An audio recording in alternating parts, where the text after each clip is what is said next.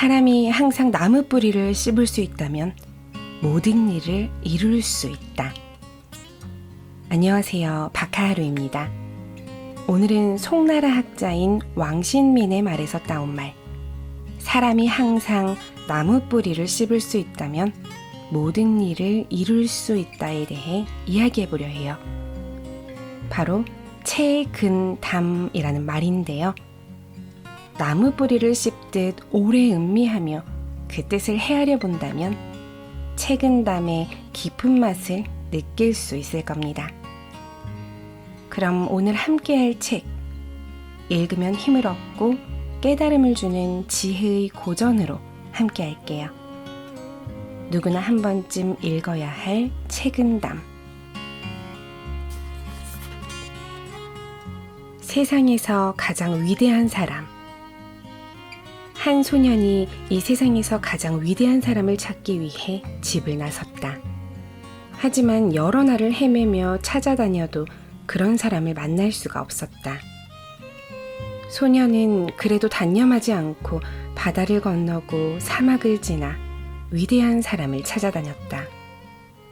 어느 날 소년은 산중을 헤매다가 지친 몸으로 잠시 쉬려고 나무 그늘에 앉았다. 소년이 잠시 졸다가 눈을 떠보니 웬 노인이 소년 앞에 서 있었다. 노인은 흰 수염을 길게 늘어뜨린 채 맑은 눈으로 소년을 쳐다보고 있었다. 소년은 문득 이 노인이야말로 자기가 찾던 사람이 아닐까 하는 생각이 들었다. 노인이 나직한 목소리로 소년에게 물었다. 왜 이런 산중에서 졸고 있느냐? 예, 저는 세상에서 가장 위대한 분을 찾아다니고 있는 중입니다. 소년은 노인에게 자초지종을 설명해 주었다. 소년의 이야기를 다 들은 노인이 입가에 잔잔한 미소를 띠며 말했다. 지금까지 공연한 고생을 했구나. 네가 찾고 있는 사람을 내가 가르쳐 주마. 예? 정말이세요? 지금 당장 네 집으로 돌아가거라. 그럼 네가 찾고 있는 사람이 신발도 신지 않고 달려 나올 것이다. 그 말을 남긴 채 노인은 호련히 사라졌다. 소년은 노인이 말한 대로 한달음에 집으로 달려갔다. 그러자 과연 누군가가 맨발로 뛰어나와 소년을 반겨 맞았다. 그 사람은 바로 소년의 어머니였다. 아버지 친구와 아들 친구.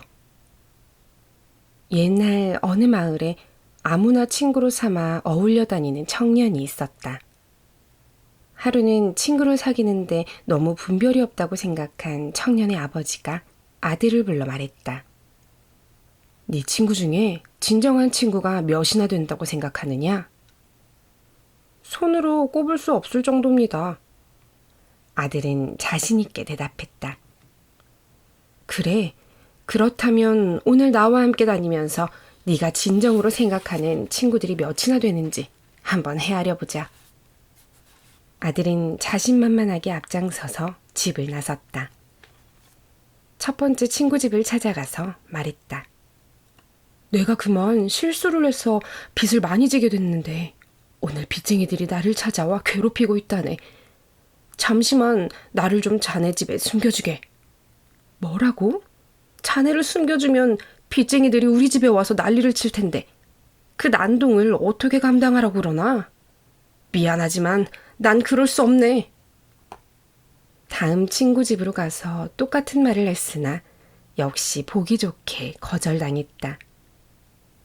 한나절이 다가도록 아들은 친구의 집을 찾아다니며 애걸하다시피 부탁을 했지만 아무도 그의 부탁을 들어주지 않았다. 자, 이젠 이 아비의 친구 집으로 가보자. 몹시 상심에 있는 아들의 등을 두드리며 아버지가 말했다.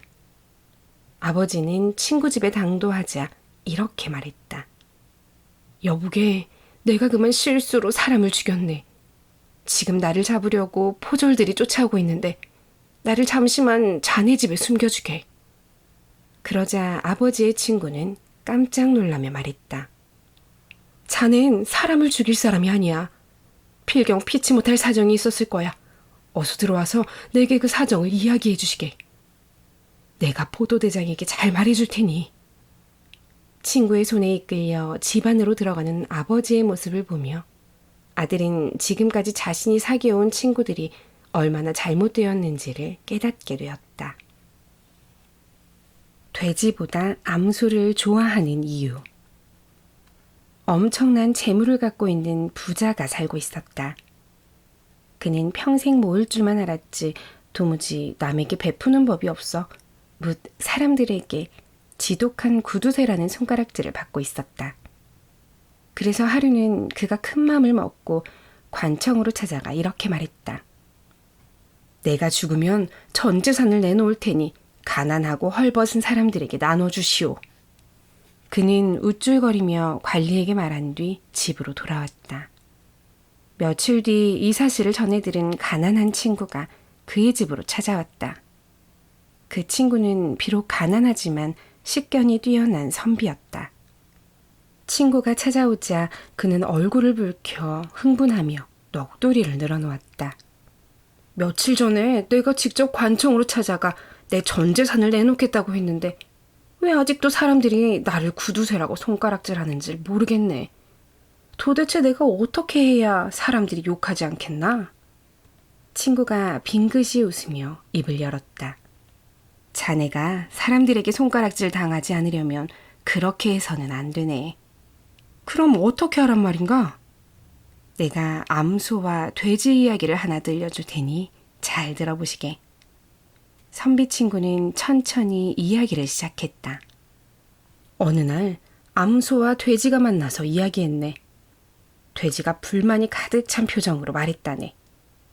왜 사람들은 자기보다 암소를 더 좋아하는지 모르겠다고 말일세. 부자가 끼어들며 말했다. 그야 암소가 돼지보다 훨씬 비싸기 때문이 아닌가? 선비 친구가 여전히 빙긋이 웃음을 머금은 채 대답했다. 물론 그렇기도 하겠지만 그것이 중요한 이유는 아니라네. 한번 생각해보게. 세상에 돈보다 좋은 게 어디 있나? 아무리 고상한 척하는 사람들도 돈 앞에서는 사족을 못 쓰지 않는가? 더 생각할 것도 없이 암소가 돼지보다 값이 더 나가기 때문이네. 그러자 선비 친구가 그에게 물었다. 돼지는 살아있을 때 사람에게 무엇을 주는가? 그야 밤낮 먹기만 하지 주는 것은 별로 없지. 하지만 죽어서는 맛있는 고기와 뼈를 제공하지 않나? 그럼 암소는 살아있을 때 사람들에게 무엇을 주나? 그야... 부자는 뭔가 깨달은 것이 있는 듯 말을 잇지 못했다. 암소는 죽어서 고기와 가죽과 뼈를 사람들에게 제공하는 것은 물론이고 살아있을 때도 우유를 준다네. 사람들이 돼지보다 암소를 좋아하는 가장 큰 이유는 바로 그 때문이라네. 선비 친구의 말에 부자는 비로소 자신이 예나 지금이나 사람들에게 손가락질 받는 까닭을 알게 되었다. 손 가는 대로 마음 가는 대로. 옛날 충청도 지방에 이름난 효자 두 사람이 살고 있었다. 그들은 각각 박씨성과 윤씨성을 가진 사람들이었다. 두 사람은 남들이 다 아는 이름난 효자였지만 정작 두 사람은 서로 만난 적이 없어 각자의 부모를 어떻게 모시고 있는지 알지 못했다. 그래서 어느 추운 겨울날 윤씨 효자가 박씨 효자의 효행을 알아보기 위해 그의 집으로 찾아갔다. 하늘도 감동한다는 효성을 지니셨다 하여 배우러 왔습니다. 윤씨는 공손하게 인사를 했다. 별 말씀을요. 저도 형씨의 효성을 들어 익히 알고 있습니다. 들어오시죠. 방으로 들어오자 박씨는 이름난 효자답게 먼저 윤씨 어머니의 안부를 물었다. 날씨가 매우 찬데 요즘 자당께서는 어떻게 지내고 계십니까? 그러잖아도 요즘 날이 너무 추워서 안방 아랫목에 두툼한 비단이불을 깔아드리고 입이 심심하실까봐 맛난 다가를 만들어 차려드리고 있습니다. 그런데 형씨의 자당께 인사를 여쭈어야 할 텐데 아까부터 뵙지를 못하겠군요. 어디 외출하셨나요? 박 씨는 대답 대신 가만히 뒷곁으로 나 있는 쪽문을 열었다. 그러자 뒷곁 채마밭에서 백발이 성성한 노파 하나가 언 땅에 호미질을 하고 있는 게 보였다. 아니, 저분이 형 씨의 자당이십니까? 예, 그렇습니다. 내가 잘못 찾아온 것 같군. 세상에, 이런 불효가 어딨단 말이오? 난 이만 돌아가겠소. 윤 씨가 화를 내며 일어서자 박 씨가 말했다. 나는 어머님을 모실 때 절대 무엇을 강요한 적이 없습니다. 어머님의 마음이 편하시도록, 그리고 하고 싶은 일도 마음껏 하시도록 해드린답니다. 그 말에 윤 씨는 화를 낸 자신이 부끄러워 얼굴이 붉어졌다. 땅에서 늙어버린 매. 집에서 닭을 키우는 사내가 우연히 산에 갔다가 매의 알 하나를 발견했다. 그는 문득 그것을 부화시켜보고 싶다는 생각이 들어 집으로 가져와 자신이 키우는 닭의 둥지에 넣었다. 닭은 자신의 알과 함께 매의 알도 품게 되었다. 며칠이 지나자 병아리들이 부화되었다. 매의 알에서도 새끼매가 비집고 나왔다. 매는 병아리들과 어울려 커가기 시작했다. 모이도 닭의 것을 먹고 하루 종일 병아리들과 어울려 놀다가 저녁이면 함께 잠들었다. 얼마쯤 시간이 더 지나자 병아리들은 제법 어미닭의 모습을 닮아갔다. 아침이면 우렁찬 목소리로 울어대고 날개를 펴 날아보려고 푸드득거렸다. 그런데 신기한 것은 매도 이 모습을 흉내내려고 안간 힘을 쓴다는 것이었다. 똑같이 울려고 애쓰는가 하면 큰 날개를 펴서 하늘로 날아올 생각은 하지 않고 그저 푸드득거리는 흉내만 냈다. 세월이 더 지나 이제 닭도 매도 늙어버렸다. 닭장 안에서 졸고 있던 매가 문득 깨어나 하늘을 올려다보았다.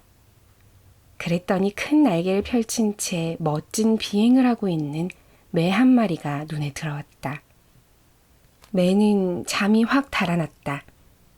그토록 멋지게 날고 있는 새는 일찍이 본 적이 없었기 때문이었다. 참 멋지구나. 넌 저렇게 멋지게 나는 새를 본 적이 있니? 옆에서 함께 졸고 있던 닭에게 매가 물었다. 닭은 단잠을 깨운 매에게 앙탈지게 대꾸했다.